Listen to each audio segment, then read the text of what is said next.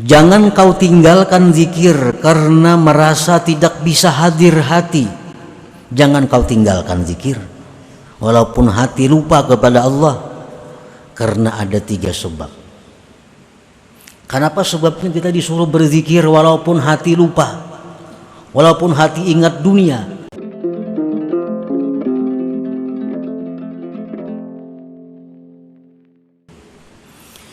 Hikmah yang ke-47 dari hikam.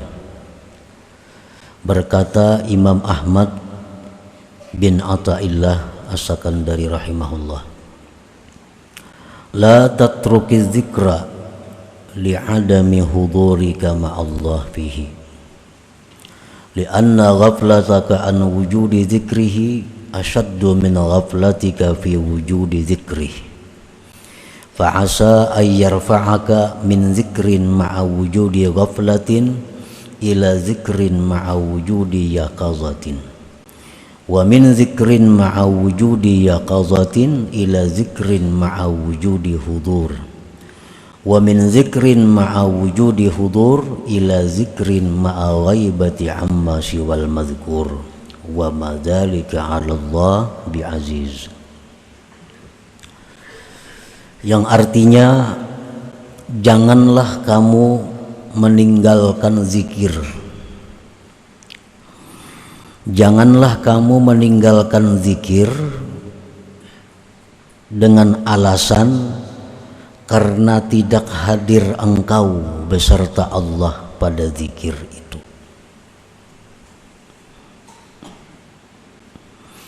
Maksudnya, bahwa orang ini kada berzikir dengan alasan ujarnya aku kada kawa jua khusyuk berzikir itu, kada kawa jua ujarnya hatiku itu hadir, jadi aku kada usaha berzikir. Nah, jangan seperti itu. La tatruki dzikra li adami hudurika ma'allah fihi, karena lupanya engkau dari ketiadaan zikir lebih bersangatan dari lupanya engkau pada adanya zikir. Kalau hati kita lalai, mulut kita kada berzikir, itu lebih sangat kada baiknya daripada mulut berzikir hati lalai. Nah, kedua-duanya, mulut kada berzikir hati lupa, itu lebih kada baik daripada mulut berzikir tapi hatinya lupa. Nah, jadi teruskanlah berzikir kepada Allah walaupun hati dalam keadaan lalai. Walaupun hati kita ingat kepada dunia, walaupun hati kita ingat kepada usaha, tetapi mulut kita ini hendaknya jangan tidak berzikir.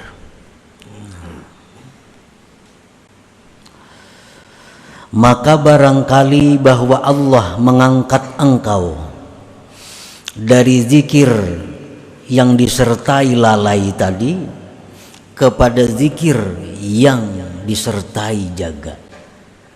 Siapa tahu karena karancakan ini berzikir dengan hati yang lalai tadi, siapa tahu berkat ucapan zikirnya itu diangkat Tuhan, dia menjadi mulut berzikir, hatinya jaga. Siapa tahu akan datang kayaknya satu saat berkat mulutnya berzikir, nah hatinya pun dibangunkan oleh Allah.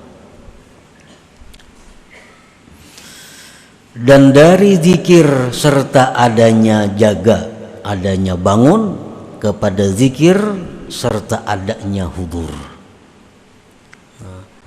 Dari mulut berzikir, hati yang jaga dinaikkan lagi oleh Allah kepada mulut berzikir, hatinya hudur.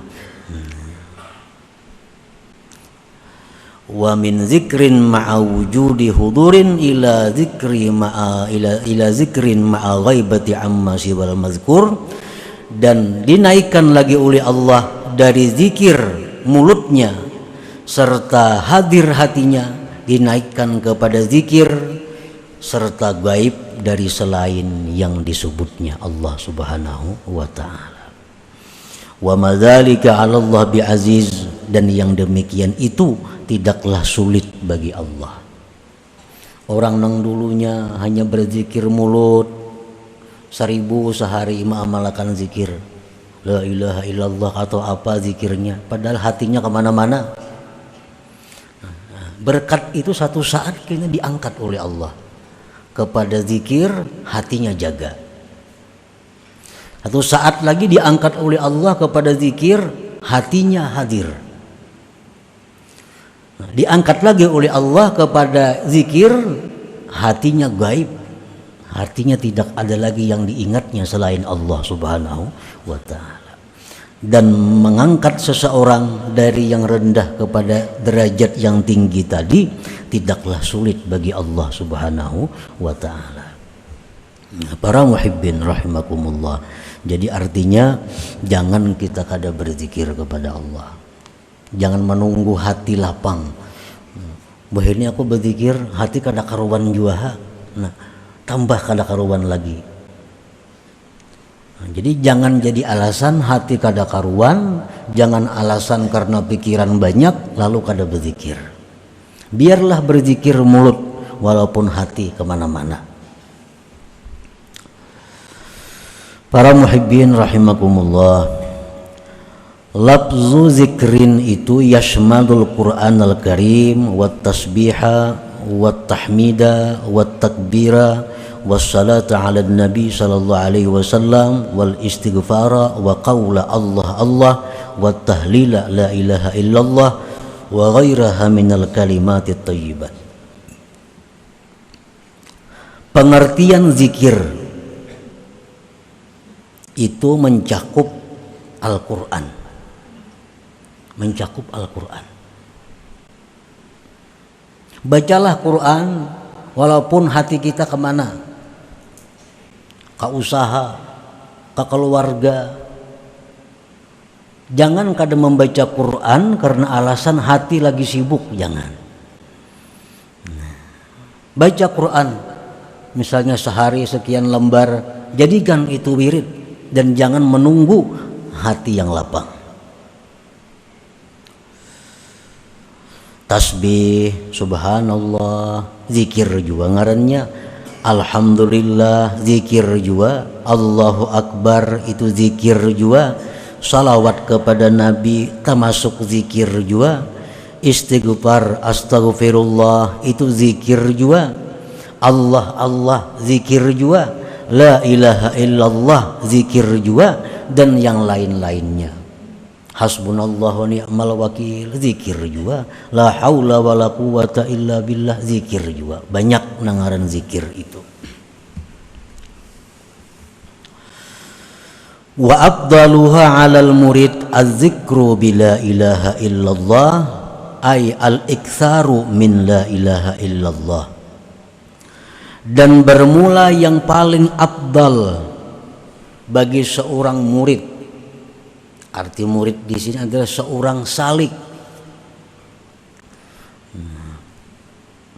Yang paling afdal bagi seorang salik, bagi seorang yang berjalan menuju kepada keridhaan Allah, yang paling afdal bagi dia itu adalah memperbanyak la ilaha illallah. Li'annaha afdalul azkar wa ashalu turuq ilallah wa aqrabuha ilal wusul. Karena la ilaha illallah itu paling afdal zikir-zikir, paling mudah jalan menuju kepada Allah, dan paling dekat untuk sampai ke hadirat Allah. Samuan zikir itu membawa kita kepada kedekatan dengan Allah. Tetapi kalau la ilaha illallah ini cepat, mudah, lakas.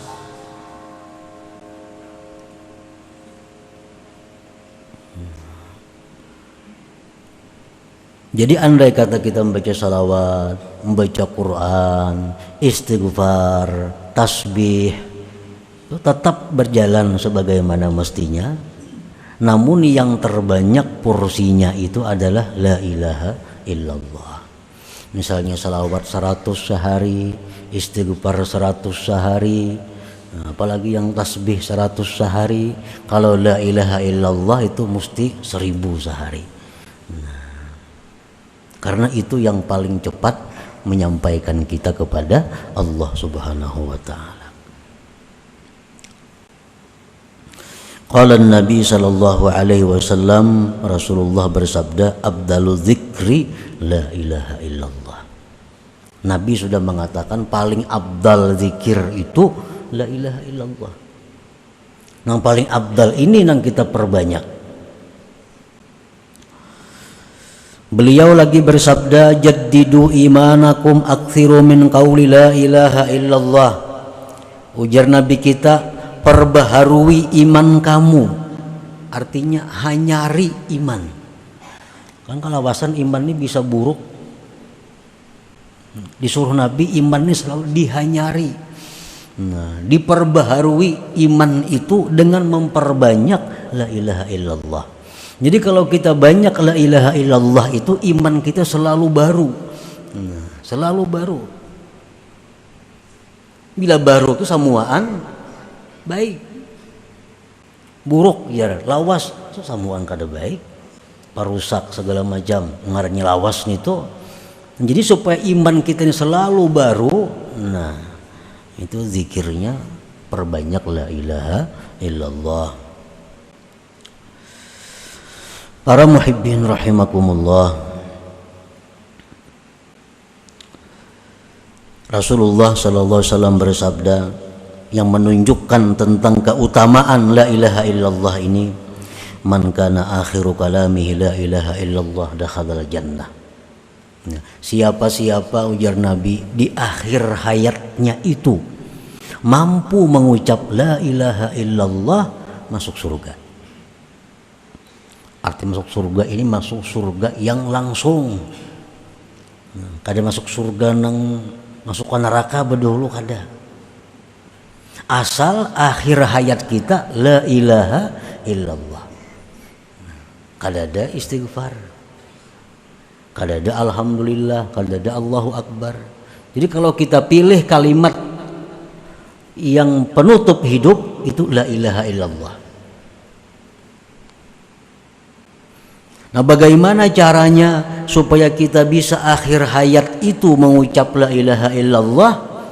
Para ulama mengatakan sejak sihat, sejak bugar perbanyak la ilaha illallah.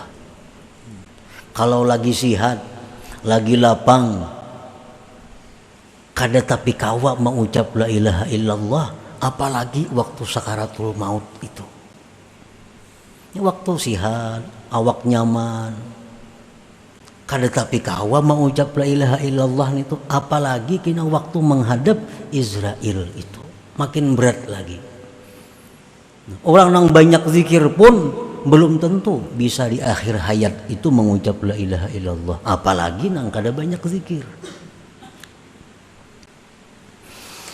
Nah, Rasulullah sallallahu alaihi wasallam bersabda lagi, "Lakinu mautakum la ilaha illallah." Ujar Nabi, orang nang hendak mati itu, nang sakarat itu, ucapakan, lajari la ilaha illallah.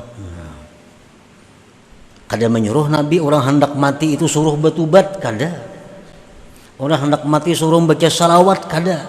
Tapi ujar Nabi, orang hendak mati itu bacakan la ilaha illallah, karena ini paling afdal zikir.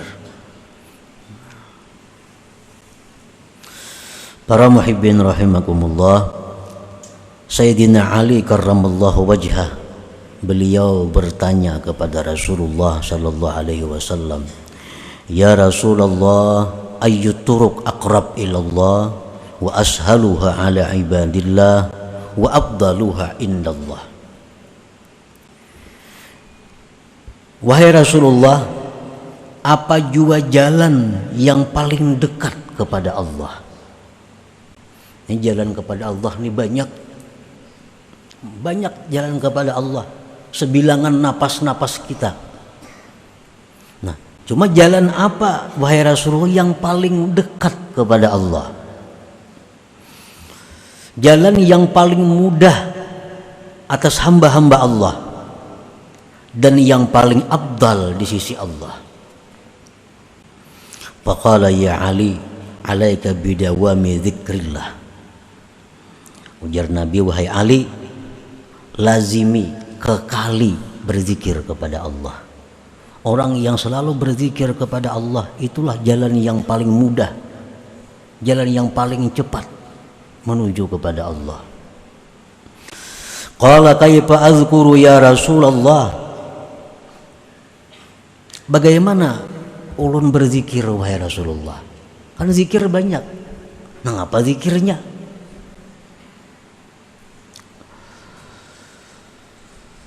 Faqala, ujar Nabi kita, ghammit aynayka wasma' minni thalatha marrat thumma qul mislaha wa ana asma'.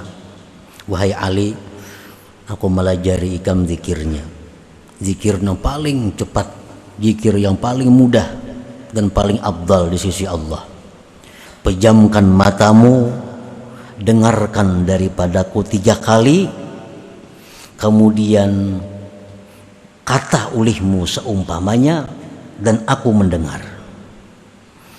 Maka Rasulullah SAW beliau mengata la ilaha illallah dalam keadaan memejamkan mata 3 kali, dan kemudian dikata oleh Sayyidina Ali seperti demikian pula, la ilaha illallah 3 kali.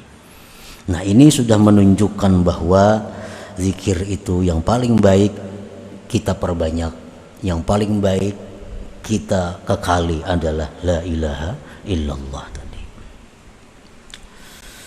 Qala Ibnu Abbas, makna la ilaha illallah la nafi' wa la dharra wa la mu'izza wa la muzilla wa la mu'tiya wa la mani' illallah. La ilaha illallah itu apa artinya sehingga menjadikan dia zikir yang paling utama? Jangan lagi la ilaha illallah itu diartii dengan tidak ada Tuhan yang disembah selain Allah. Itu zikir orang hanya berislam. Orang hanya berislam kan, aku bersaksi bahwa tidak ada Tuhan yang disembah sebenarnya selain Allah. Itu orang mu'allaf. Kalau kita sudah puluhan tahun Islam, kadang macam itu lagi artinya. Jangan jadi mu'allaf berumuran. Nah, apa arti la ilaha illallah? Tiada Tuhan yang disembah selain Allah. Jangan lagi itu artinya. Ibnu Abbas mengata, la ilaha illallah itu artinya la nafi'a wa la dharra. Tidak ada yang memberi manfaat, tidak ada yang memudaratkan. Wala mu'izza wala mudhilla, tidak ada yang memuliakan, tidak ada yang menghinakan. Wala mu'tiya wala mani'a, dan tidak ada yang memberi dan tidak ada yang mencegah illallah, kecuali Allah. Nah, itu artinya la ilaha illallah. Jadi waktu kita mengucapkan di mulut kita la ilaha illallah, di hati kita ini meyakini bahwa tidak ada yang memberi manfaat, tidak ada yang memudaratkan kecuali Allah, tidak ada yang memuliakan, menghinakan kecuali Allah, tidak ada yang memberi, tidak ada yang mencegah kecuali Allah. Nah, itu yang dalam hati kita yang bermain waktu kita mengucap la ilaha illallah.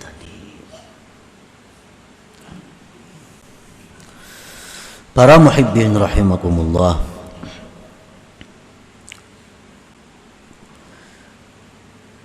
la tatruki dzikra li'adami hudurika ma'allah fihi wa dzalika li asbabin thalath. Jangan kau tinggalkan zikir karena merasa tidak bisa hadir hati. Jangan kau tinggalkan zikir walaupun hati lupa kepada Allah, karena ada 3 sebab. Kenapa sebabnya kita disuruh berzikir walaupun hati lupa, walaupun hati ingat dunia, tapi mulut jangan putus berzikir. Pertama sebabnya, inna fi dzikril lisani iqbalan ala Allah bi ba'di jawarihi wa bin kita'il lisan anhu ghaflatun wa iradun anhum bil kulliyah. Kalau kita berzikir lisan, hati kada, berarti ada di anggota tubuh kita ini satu yang menyebut Allah, yaitu lisan. Kalaunya perai, maka seluruh tubuh kita kada ada yang menyebut Allah. Jadi biarpun hati kita lupa, lalai, tetap mulut kita zikir, supaya ada bagian tubuh ini yang ingat kepada Allah. Satu itu. Yang kedua, inna fi dzikril lisan tazyin jarihatin min jawarihi bil ibadah. Bahwa zikir lisan itu menghiasi anggota dari anggota-anggota tubuhnya dengan ibadah. Yang ketiga, ini yang dimaksud oleh pengarang tadi, inna fi dzikril lisan ta'arrudan li nafahatin rabbaniyah min sya'niha ayyakuna sababan liyaqadhatil summa hudurihi sababan liyaqadhatil qalbi summa hudurihi summa ghaibatihi amma siwallahi ta'ala. Bahwa kita berzikir lisan, ingat ke hati kada kah pokoknya aku 1000 sehari. Yang pikiran tenang, gak pikiran kada kah pokoknya aku zikir tu la ilaha illallah 1000 sehari. Nah, itu adalah merupakan mananai. Nah, bahasa kitanya mananai, pemberian Tuhan. Yang satu saat nanti itu bisa membawa kepada zikir mulut, hati yaqazah. Hati yaqazah itu macam apa? Di mulut la ilaha illallah, di hati la ilaha illallah. Itu sudah bangun ngarannya hati. La ilaha illallah, di hati mengiringi juga la ilaha. Nah, itu sudah bangun. Ini ada kemajuan daripada yang pertama mulut la ilaha illallah, hati kemana-mana. Nah, bila sudah hati kita yaqazah itu, kita ada harapan dinaikkan oleh Allah kepada zikir mulut tapi hati hadir. Nah, hati hadir itu macam apa? Mulut kita la ilaha illallah, tapi hati kayak tadi, tidak ada yang memberi manfaat kecuali Allah, tidak ada yang memudaratkan kecuali Allah, tidak ada yang memuliakan kecuali Allah, tidak ada yang menghinakan kecuali Allah, tidak ada yang memberi kecuali Allah, tidak ada yang mencegah kecuali Allah. Nah, kalau di mulut kita la ilaha illallah, hati bisa seperti itu ngarannya hudur, sudah masuknya. Nah, kalau sudah kita bisa hudur macam tadi, kita ada harapan naik lagi. Nah, mulut kita berzikir, tapi kita kadang merasakan kita yang berzikir. Ibarat di kiau orang, kita kadang mahirani lagi karena sedang asiknya dengan zikir itu. Nah, para muhibbin rahimakumullah. Jadi zikir yang paling baik untuk kita perbanyak adalah la ilaha illallah tadi. Nah, dalam kesempatan ini ulun akan meijazahkan zikir la ilaha illallah ini secara umum sebagaimana yang pernah dilakukan oleh Rasulullah sallallahu alaihi wasallam kepada Sayyidina Ali karramallahu wajhah tadi. Nah, jadi caranya itu adalah memejamkan mata. Nah, lalu ulun berzikir 3 kali. Habis itu hanya jamaah sekalian menyambung 3 kali. Nah, sebagaimana yang diajarkan oleh Rasulullah sallallahu alaihi wasallam tadi. Jadi memejamkan mata itu mulai ulun la ilaha illallah itu sudah berpajam mata sampai kina tuntung menyahut la ilaha illallah. Jadi 3 kali dahulu, nah hanya kina disambung 3 kali. Bismillahirrahmanirrahim. La ilaha illallah. La ilaha illallah, la ilaha illallah,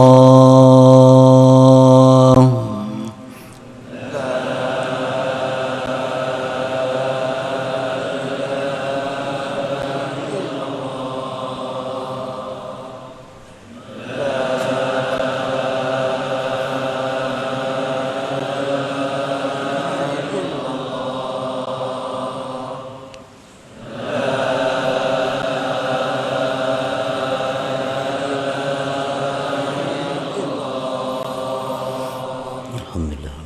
Jadi zikir la ilaha illallah dengan cara seperti tadi, ulun mengambil ijazah kepada Abah ulun Syekh Ahmad Mughni bin Ismail. Beliau mengambil dari guru Sidin Said Muhammad Amin Al-Qutbi, dari guru beliau Syekh Umar Hamdan Al-Mahrasi, dari guru beliau Syekh Al-Ustaz Falih Al-Zahiri, dari guru beliau Abil Abbas Al-Araisi, dari guru beliau Abil Qasim Al-Wazir, dari guru beliau Ahmad bin Muhammad bin Abdul Kabir, dari guru beliau Abil Mahasin Yusuf Al-Wasi, dari guru beliau Abdurrahman Al-Magzub, dari guru beliau Ali As-Sanhaji, dari guru beliau Ibrahim Al-Paham, dari guru beliau Ahmad Zarruq, dari guru beliau Ahmad bin Uqbah Al-Hadrami, dari guru beliau Syekh Yahya bin Ahmad Al-Qadiri Asy-Syarif, dari guru beliau Ali bin Muhammad Wafa, dari orang tua beliau Muhammad Wafa, dari guru beliau Abi Sulaiman Al-Bakhili, dari guru beliau At-Taj Ahmad bin Athaillah As-Sakandari,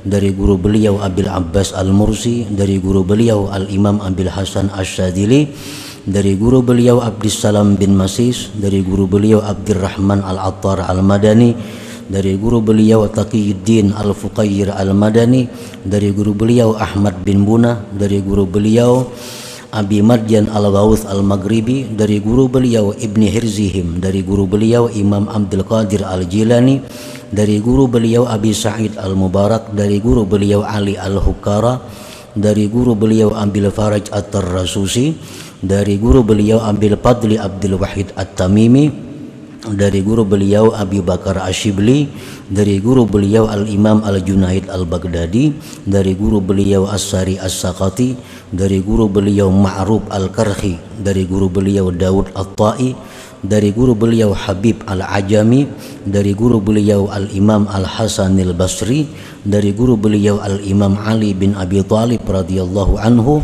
dari guru beliau Rasulullah sallallahu alaihi wasallam, mengambil daripada Jibril alaihi salam, dari Tuhan Allah subhanahu wa ta'ala. Nah, dengan ini sanad ulun ijazahkan zikir la ilaha illallah kepada jamaah sekalian. Nah, mudah-mudahan dengan adanya ini berkahnya, nang mana sudah berzikir la ilaha illallah bisa lebih kuat, lebih kukuh, lebih mantap, dan tambah banyak lagi. Dan bagi mereka-mereka yang belum ada ketentuan dalam sehari untuk berzikir la ilaha illallah, mudah-mudahan dibukakan Tuhan hati untuk menjadikan la ilaha illallah sebagai wirid, sebagai tugas harian yang diamalkan. Ila hadratin Nabi sallallahu alaihi wasallam. Al-Fatihah.